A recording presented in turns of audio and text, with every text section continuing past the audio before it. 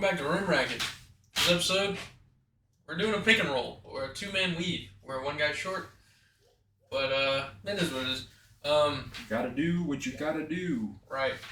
What we are actually doing is we're going to be grading and talking about every trade that happened from February 7th to February 8th, the NBA trade deadline.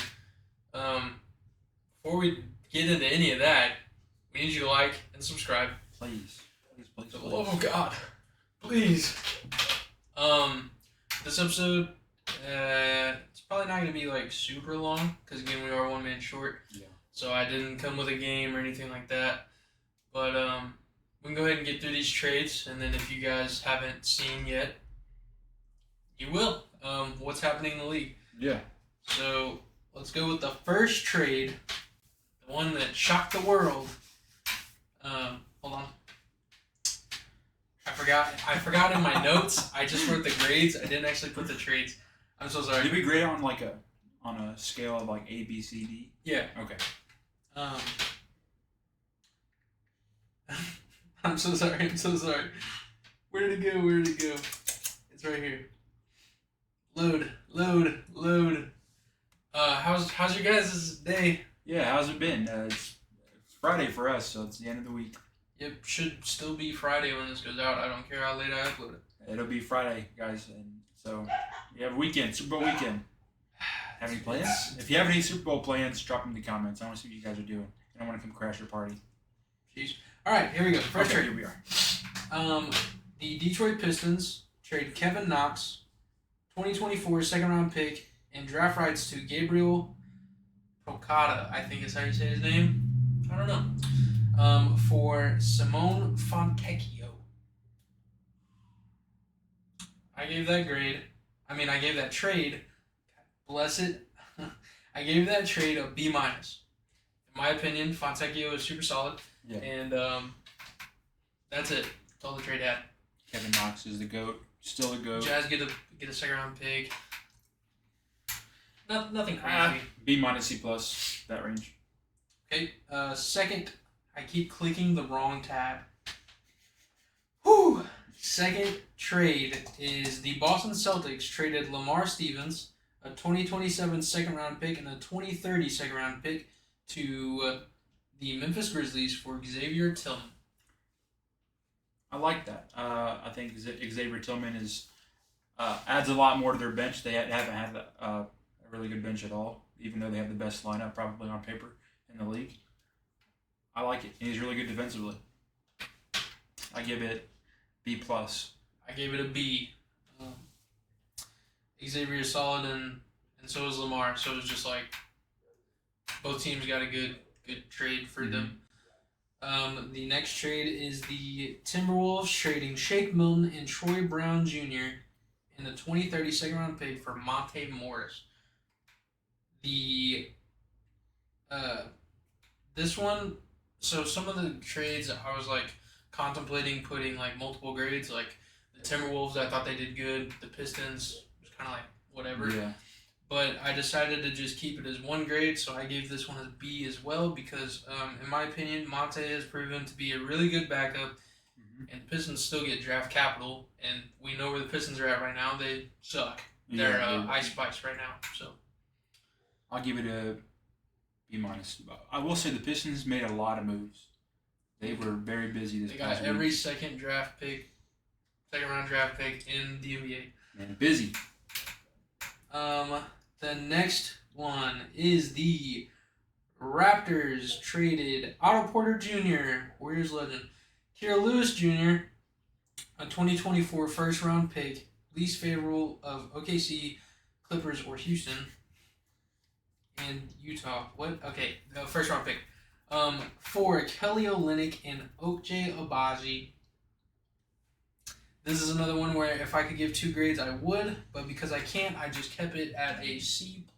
Yeah, that's what I'm leaning towards. Kelly Olynyk, I mean, he's a really solid role player. He's Canadian. But the Raptors should be selling. Yeah, I don't know. So I don't know why they just gave up their first round pick. Yeah. Maybe just not even C+, C. Just flat C. The only reason why it's even a plus is because Kelly Olynyk is solid. Yeah. But that's it. This doesn't make sense. Yeah. The next trade, one of the biggest ones of the day, 76ers trade Marcus Morris Sr., Furkan Korkmaz, and 3 second-round picks for Buddy Hield. Whoa, that was a good one whenever I saw that. Crazy trade. Buddy Hield's wanted out of Indiana for quite some time. He's still been playing, still been solid, but he's voiced that he wanted out. And man, it makes Philadelphia. Furkan Korkmaz wanted out of Philly. And he got bought out by Indiana too, so if you want Furkan Korkmaz, he's your free agent. Go get him. He's your guy. I gave this one an A- because Buddy Hield is a great piece for literally any team in the NBA. And if Joel comes back healthy, that's a good team. And the Pacers got draft capital. So I gave that one an A-. One of the highest graded trades you'll see. For me, that's a lie. I just checked some of the grades. Anyways, the next trade, this one's kind of mid, very mid. The Detroit Pistons. The 76ers, they traded the Pistons Daniel House Jr. and a second-round pick, and we still don't know what the 76ers got back for it. So I just have it at a... Shrugging emoji. Excuse me. I have it at a C because it's just right in the middle. Yeah. I don't know. You don't know what it holds. And the Pistons dropped Daniel House Jr., so they just got a second-round pick. That's it. I mean, C-. That's it, yeah. The next trade of the day, this one's also a big one. Oklahoma City Thunder trade Trey Mann, Micic, Davis Bertans, and draft compensation for Gordon Hayward from the Hornets, almost as the Thunder. I give it an A. Yeah. Really, really good. The only way it could have been better is if it was like Lowry Markkinen or a big. Yeah, but that's where they still got their vet. They still got a really good player. I like it. And the Hornets get young talent. Trey Mann, he's good, but there's just too many guards on the Thunder roster for him to get minutes. Poor Davis Bertans. That guy, he's getting passed around. That boy getting passed around. Gosh. Hold on. Getting rid of I forgot if I click on a trade, it sends it to the bottom, so I don't have to keep scrolling. The next trade is the Mavericks trading Rashawn Holmes and draft compensation to the Wizards for Daniel Gafford. It's not. I mean, I like Gafford more, so I think for the Mavericks it's nice. But in terms of I don't think that's the trade that the Mavericks made that are gonna separate them. I don't know. I gave this one an A-. Daniel Gafford is really underrated. He just plays for the Wizards. I love Daniel Gafford. He's a Bulls legend. And he's super athletic, bro. The pick and roll, the lob threat, Luka, that's gonna be nice. So I like that trade a lot. Another huge trade, maybe the biggest trade of the day. The New York Knicks trade Evan Fournier. Don't Google his name. Malachi Flynn, Quentin Grimes, Ryan Arcidiacono, and 2 second-round picks for Bojan Bogdanovic and Alec Burks from the Pistons. The rich get richer. Oh my gosh. The New York looks so good, man. New York's already been on a tear since they got OG, and then they went and added a potential 20-point-per-game scorer in Bogdanovic and a really good backup in Alec Burks. Bro, the Knicks might be my dark horse to win it now. They have a really good team. They're deep. They got good coaching. They got a really good starting lineup. They're hot right now. Yep. Knicks clips and finals. Once OG and Julius Randle come back, it's a really good team. I gave it an A because it's really good. Yeah. The Knicks got 2 bucket getters, and Pistons get Quinn Grimes, who's pretty solid, and 2 seconds. But Ryan Arcidiacono, why do you want him? He went, I forgot what I saw, he went 10 games in a row with playing minutes in every game and didn't score a single point in 10 games. He knows his role. None of it includes putting in a bucket. Next trade, this one is awful. The Toronto Raptors trade Dennis Schroeder and Thaddeus Young to the Brooklyn Nets for Spencer Dinwiddie. Then they dropped Spencer Dinwiddie. I know it created cap room, but I gave it a D because it's just like the battle of the mids. I mean, you could have just dropped the other two guys. You got something back in return, but then you didn't even keep that. So what was the point? I'll give it a C just because I like Dennis Schroeder and I like it's a better situation for him because Emmanuel quickly going in there he was playing really good basketball, like really good, and it went down whenever Quickly got there, and I feel like he'll have a little bit more to do in Brooklyn. Yeah, I mean, I guess there's not really much going on in Brooklyn At all. Um, next trade is another Mavericks trade. Mavericks trade Grant Williams and Seth Curry in a 2027 first round pick to the Hornets for PJ Washington. I give this one an easy Yeah, I like it. I like what the Hornets are doing. They're staying busy. They're making roster moves, kind of just A. trying to figure out what they got. But the Mavs, especially the Mavs getting PJ Washington, that's nice. They're already a top 5 team, I believe, in the West right now. Adding PJ Washington, it's really solid. He can shoot. Bro. It's gonna be Luka, Kyrie. I don't really Derrick Jones Jr. Maybe I don't know. PJ Washington and who's their starting center? What's his face? Oh my gosh! Oh my gosh! I can see his face right now. He's played there. I feel like he's played there for 100 years. Anyways, they got really good pieces this trade deadline. He's one of those guys I call like a bumbling dude, Dwight Powell.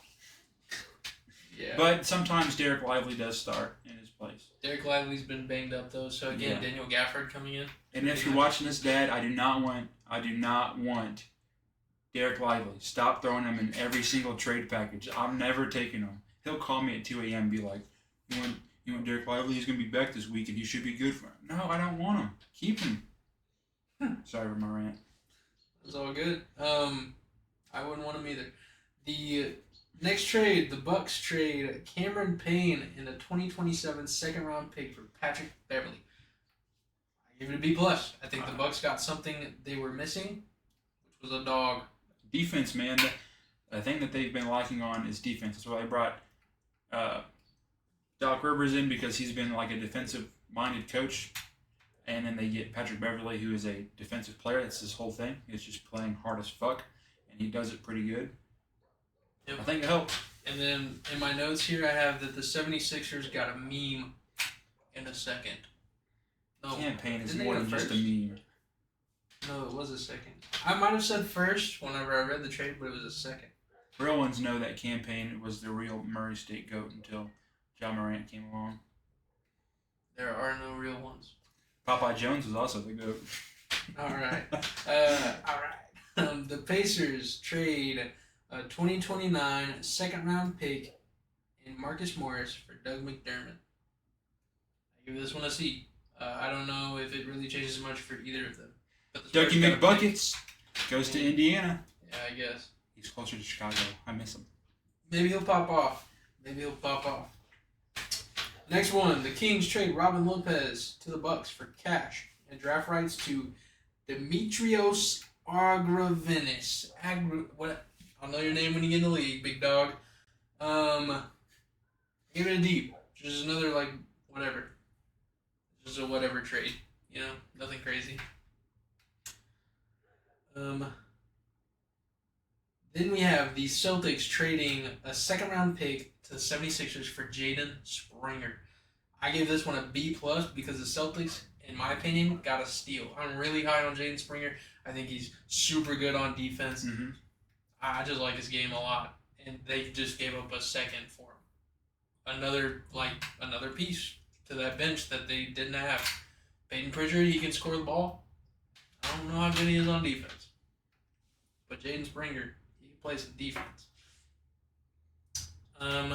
We got 3 trades left. The Trailblazers trade. This one I don't under. The Trailblazers trade a heavily protected second round pick to the Celtics for Delano Banton. So did they just get a free player? Because it's a heavily protected second round pick. What could the protections be? it has to be the last pick or something for I the don't Celtics get to get it. I don't. What are they understand. planning with that pick, dude? And I don't know how much. Maybe Delano Bain was making a lot of money. I didn't look into it because I did all my notes at work on my lunch break, so didn't make it that far. Maybe he was making some money for Delano Bain's contract. But I mean, just reading it on paper without the money there, they literally just gave away Delano Bain for nothing. Yeah. So I gave it a C because it's just like maybe I don't know what's happening. Maybe it is a good trade. Maybe it was a salary dump. I don't know. But on paper, whatever. This one, biggest trade of the night, in my opinion. The Pacers trade a second-round pick to Golden State for Corey Joseph. I gave it an A+. Biggest trade of the night. No, I'd give it like a... Maybe it's a second round. You said second round pick? Yeah, it's a second-round pick. I mean, Warriors needed a pick. Yeah, I'll give They it need like a pick. I'll give it C+, B. We got rid of Corey Joseph. They got rid of Corey Joseph. Pick. They got a pick out of it. Warriors fans will sleep good tonight. Yes, sir. You're damn right I will. I don't have to work tomorrow. I'm about to sleep till like 1 o'clock. And then the biggest trade in terms of like how many teams, it's a 3-team trade. The Suns get Royce O'Neal and David Roddy. The Nets get Jordan Goodwin, Keita Bates-Diop, 3 second-round picks, and the Grizzlies get Yuta Watanabe and Chimezi Metu. Yuta Watanabe goes back home to Memphis. Could have swore we watched him in 2020. Maybe. I think he played there. He might have. I don't know. The only person... Then he went to Brooklyn and then Phoenix. I remember like 5 people from that game. And it was Harrison Barnes, because he was a Warriors legend, and I got to meet him. De'Aaron Fox, because he signed my hoodie, and we talked for a good like 2 minutes. Harry Giles, because he kept touching me. Yeah, we're not trying to not cancel. like that. Harry, you're the guy. Like we Harry appreciate Giles, bro. it. Come to the pod. Come to the pod. He was funny. He was. You funny. touched him here in the heart and my shoulder, and shoulder. a lot. And your hand was huge. Probably like this big. Yeah. And then Gorgie Jang, because he walked right through us to get to the door because I don't think he knew where he was going. And then Anthony Tolliver. Because he commented on my bracelet. I remember I got a picture with Yogi Ferrell and someone else. And Jordan got pictures with 2 cool people, Harrison Barnes and Harry Giles. And Yogi Ferrell and someone else. And someone else. I was so mad because we were taking turns. We only had only one person could take a photo. So it's like, it's his turn and it's Harrison Barnes. So we're like, okay, cool, take a picture. Next time it's my turn and it's Yogi Ferrell. And I was like, okay, I'll take a picture with him. Next time. Dude, Yogi Ferrell for a minute. Yogi Ferrell was like the story of the NBA. Yeah, he had what, like 10 threes in that one game as a rookie with the Mavericks? He was like 20 points a game. Gosh. And then he just fell off. Yogi Ferrell. This trade, I gave it a B because every team gets good value. Yeah. I give it a B+. Yep, I really like Royce O'Neal for the Suns. The Nets get more picks. And then, Memphis gets some people. But I did go through, I don't know if you did this, I went through and graded every team based off of their trade deadline. Well, not every team had trades. Right. So for the teams that didn't have trades, the grade I gave them was in for no trade. Chicago, what the fuck, dude? Right. So you could have moved something. You're doing good. You could have got a little bit better or just backed off completely. We could just skip to the Bulls. The Bulls, for my grade, I literally have what the fuck. Because they didn't do anything. This is the 3rd year in a row they haven't made a move at the deadline. Do you know what they asked for Caruso? They asked for the same thing that OG got. The same kind of package. No, what did they ask the Warriors for Jonathan Kuminga, for Caruso, and picks? I think it's pretty solid. Yeah, I bet you would. You get an NBA. Oh, they're both champions. Bro, they're treating Alex Caruso like he's fucking Gary Payton. I don't understand. He's not fucking anybody as far as I'm concerned. Alright. Anyways, we'll go ahead and mark the Bulls off the list. 76ers I gave an A because they got really good stuff. Buddy Hield. The Bucks I gave a B. The Cavs didn't trade. Celtics B+. Clippers didn't need to do anything. The Grizzlies B. Hawks F.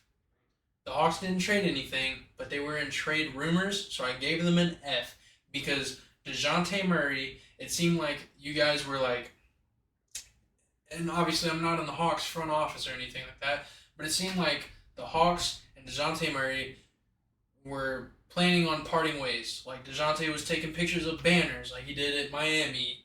He was talking about how much he would love to play under Pop again, stuff like that, because he thought he would be getting traded. Yeah.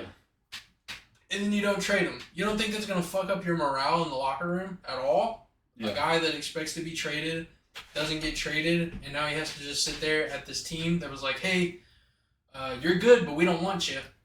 You don't think that's going to mess up anything? So I gave it an F. I know if you're Atlanta, like it sucks to bite the bullet that the whole thing you wanted to do didn't work. On paper, it was solid as fuck. You have Trae Young, who offensively is one of the best guards in the league, and he can facilitate. He'll get you 11 assists a night, while also throwing up 30 and shooting the ball from 40 feet out. And then you get two-guard in DeJounte, who's going to play really good defense. He can also facilitate. He can get you a handful of assists, get you a couple rebounds a game. And he's just a smart fucking player. Like, on paper, that team was supposed to work. That's a good backcourt. I'd take that backcourt on paper over half the league.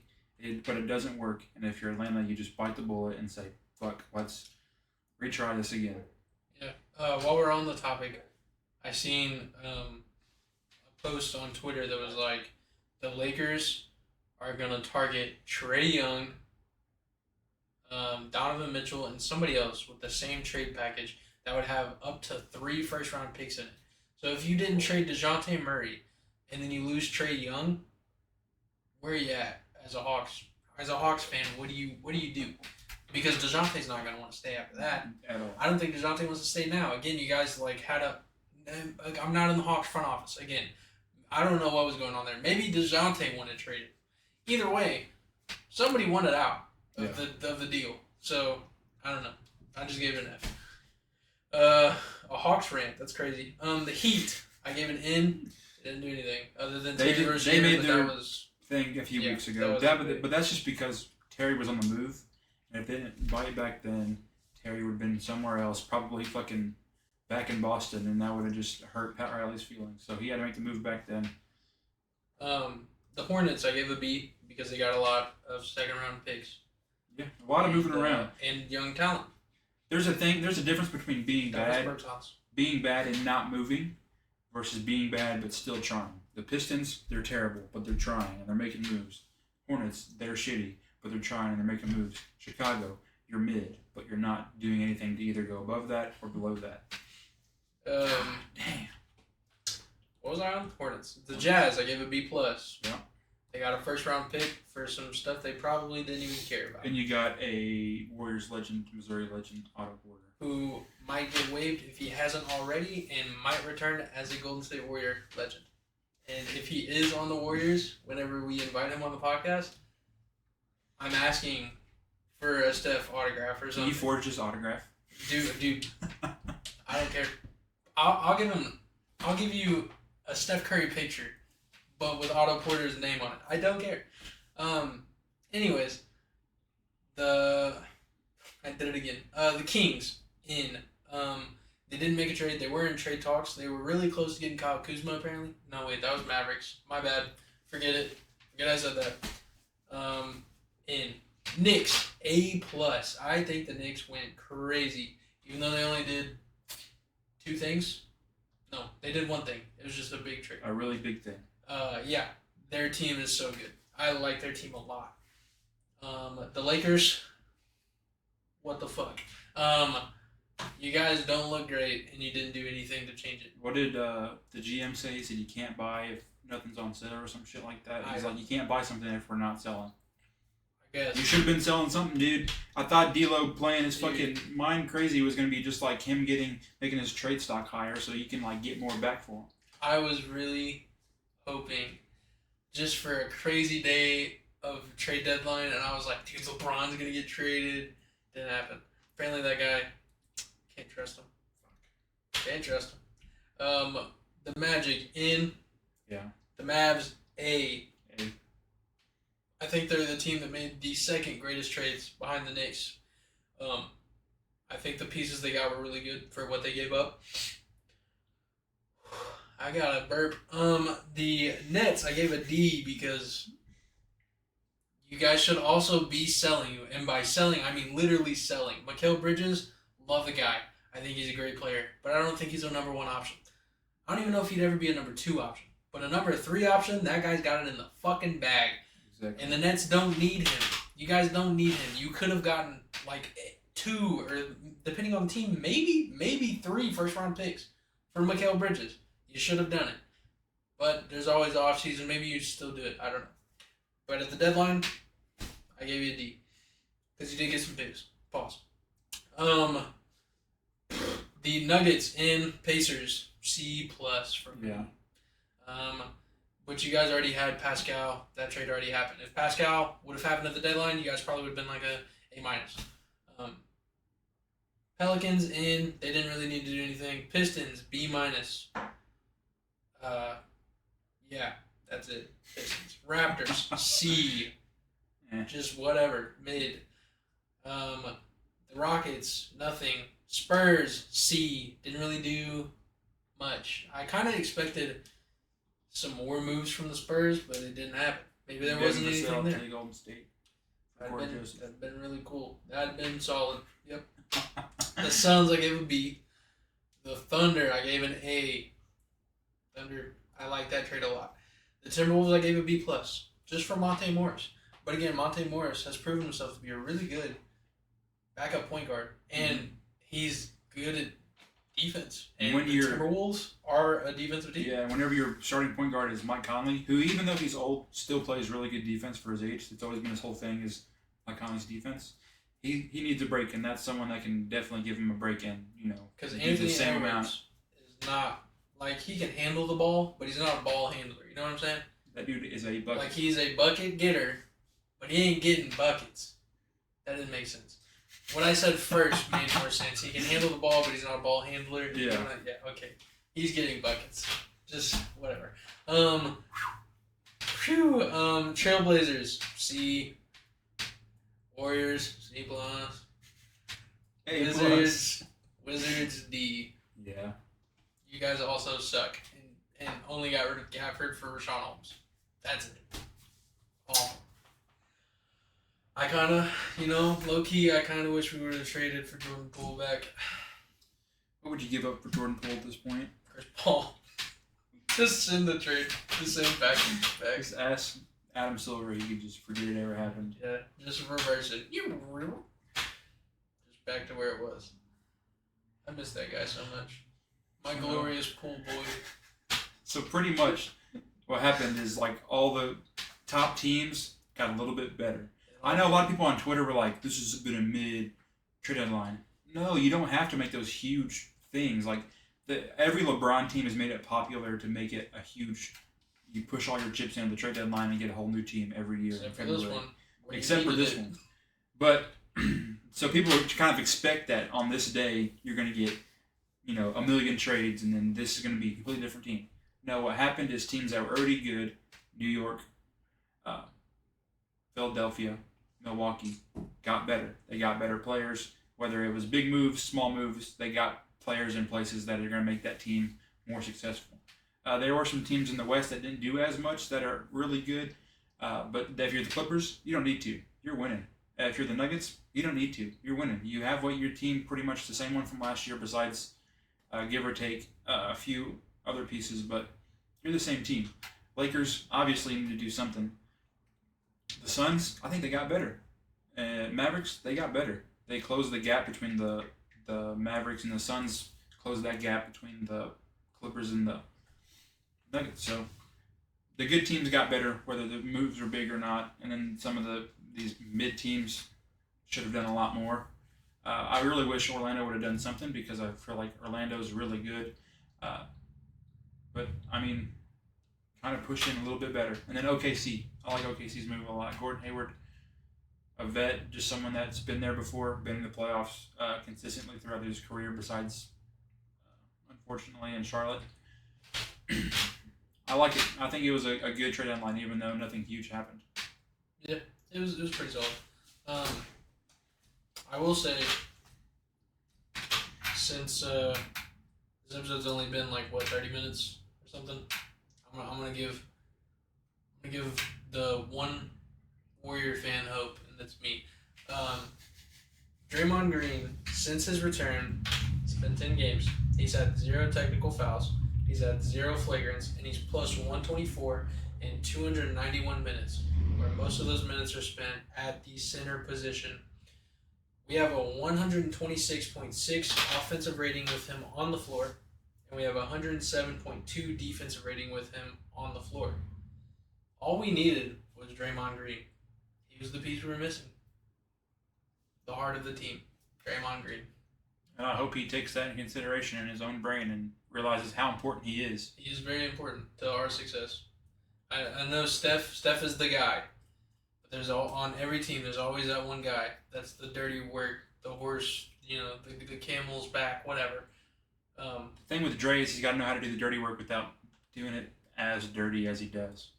There's been other players like Dennis Rodman, as crazy as he was never the kind of guy that's going to go get all those technicals and then fight people. He was insane, but he was like, he had a level head enough to, know his role and excel in that role without punching his teammates. But, again, we didn't make any moves, which I wanted us to make moves, but at the same time, I kind of understand why we didn't, because we are starting to show signs of, hey, we're still the Warriors, this is what we do. What did that graphic say? You had a 24% chance of making the playoffs? I have no idea. I saw it on ESPN's Instagram before the trade deadline, but I don't know if they've won since the past few days. I think we won 4 or 5 games in a row. Okay. Yeah, because I think it was in response to a win. They're like, the Warriors have won whatever, but ESPN has them at 25, 26% of making the playoffs. What do you think? I think they'll make their way in. As long as we keep playing like we're playing, I think we'll make it in. Steph just had a game where he had 7 3-pointers. He was 7 for 7 in the first quarter. He definitely should have broke the record. The only man to stop Steph Curry from breaking records is Steve Kerr. Yeah.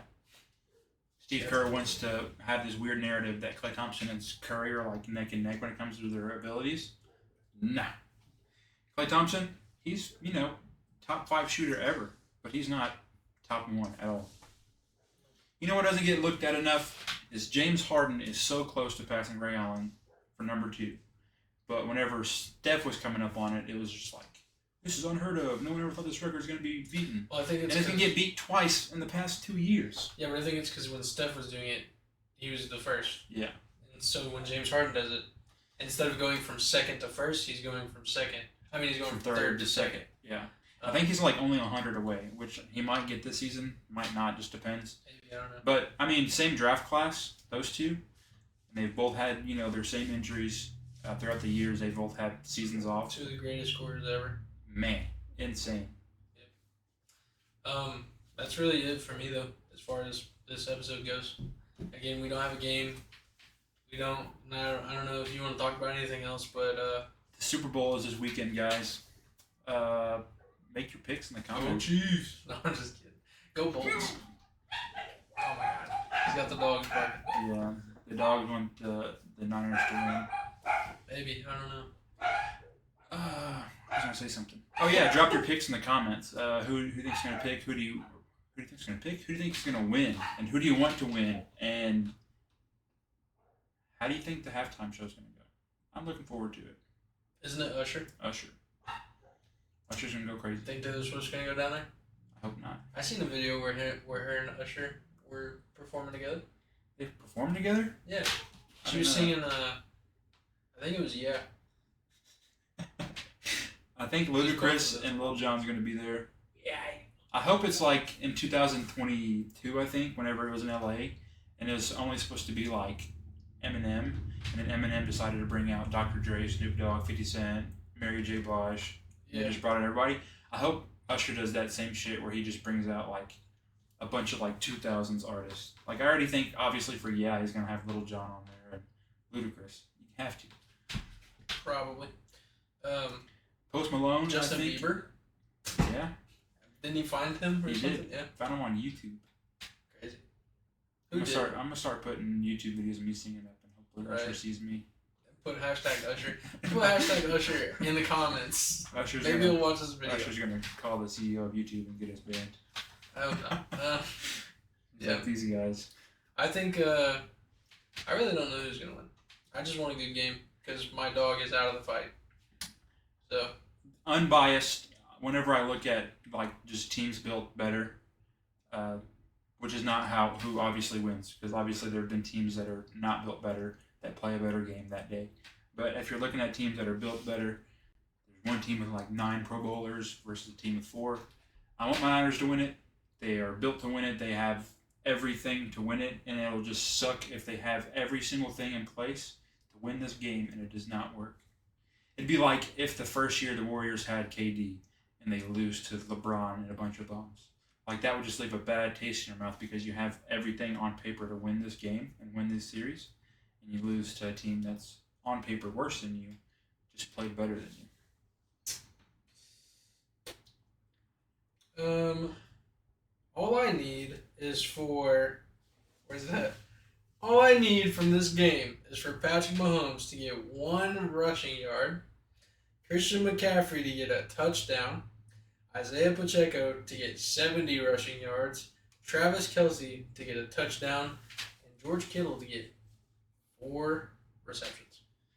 I think he'll get it. I think he has not had a lot of receptions in the playoffs so far. He's not been really needed to go to whenever you have Ayuk and Debo and then CMC. But he's the kind of guy that'll just block for you all game and play that lineman position essentially. But whenever you need him to go get 20-yard run and a touchdown, it's a 6'5" target. Throw it to him. I just think because the Chiefs don't have a horrible defense. Pretty good defense. Pretty good defense, right? So what my thought process was, if they need to do some dump off passes for even just a couple yards instead of just getting sacked or something, George Kittle. Yeah, George Kittle. Because Ayuk is that guy that'll get you that crazy ass long ball catch. Because 1 reception, 100 yards. Yeah, Purdy will just throw it up there, and he's just like Brandon Ayuk's out there somewhere. He's gonna catch it. And if you watch all his best catches this year, he's just threading the needle through 2 or 3 defenders for a crazy catch by Ayuk, and it's like a touchdown every time. It's insane. But if you just want all reliable, give it to George Kittle. And the thing about the Niners, which I really like, is if you have CMC's not getting through that line and he's not finding his pockets. Okay, you have Ayuk, who's a very good receiver from far away. You have Debo, who half the time runs the ball as running back, and then half the time is running these short slant routes and getting open and getting you 10 to 15 yards per reception. And if those 3 guys aren't working, then you still have George fucking Kittle that can do it for you. So you have. Preston just said that they're not going to the game. It's too late. Well, Preston, we're almost 40 minutes in. Preston, comment your grades for every team. Yeah, watch this video, Waldo. Dude, but I have to go get my Debo Samuel jersey. That's what I'm doing right after this. Alright. He's been sitting on it for me all day long. Not sitting on it. Oh, that'd be insane. He just took it off the shelf and he sent me a picture and said, "You got it ready for you, bud." Alright, well. A cool thing about it, there's a little barcode on there. You can scan it with your phone and you can see Debo Samuel signing it. That is cool. I think you should. Never mind. I'll say it off this because I think it's a good idea and I just thought of it and I don't want anybody to steal it. So that's gonna be it for this episode. Like, subscribe, comment. Do it all. Yep. That's it. Peace.